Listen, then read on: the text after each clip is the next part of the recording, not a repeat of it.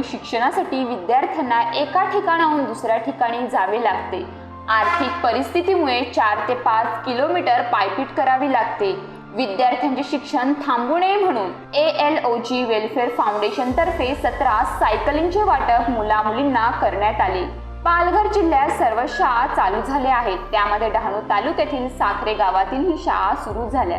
या शाळेतील विद्यार्थी देश कोलार व 4 ते 5 किलोमीटर अंतरावरून खेडोपाड्यातून येतात। त्यामुळे विद्यार्थ्यांना ALOG वेलफेअर फाउंडेशन तर्फे 17 सायकलिंगचे वाटप करण्यात आले।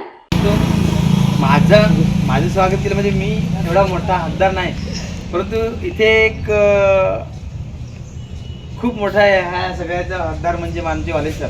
कारण कानेकोपऱ्यात जाऊन कुणाला गरज आहे आम्ही तर त्यांच्या सहकार्यात असतोच, परंतु हे सर म्हणजे एवढी मेहनत घेतात की कानेकोपऱ्यात जाऊन कुणाला कुठे काय गरज आहे, आज सायकलची गरज आहे ती सरांना कळली म्हणून सायकलची सुविधा केली। तसेच अनेक वेळा प्रत्येक लाईटीची सांगा, आता व्हीलचेअर सांगा, ते तुमच्यापर्यंत पोहोचवतात आणि त्यांच्या मार्फत तुमच्या मार्फत हे आमच्यापर्यंत पोहोचते। म्हणून आज असं वाटतं की हे वाले सर सारखे इतर ठिकाणी पण सर पाहिजे होते, जेणेकरून आमची शाळा बंद पडायच्या वेळेस आलेली की आज आत्ताच मला बोलले की 30च्या वर पट गेलाय, म्हणून तिथे 15 पोरं पण नव्हती, 12 पोरं होती, तिथे आता 30च्या वर पोरं गेली। म्हणजे किती सहकार्य आहे, तसंच काही ना काही सतत करत राहतात। सायकलिंगचे वाटप केल्यानंतर विद्यार्थ्यांच्या चेहऱ्यावर एक आनंद बघावयास मिळाला।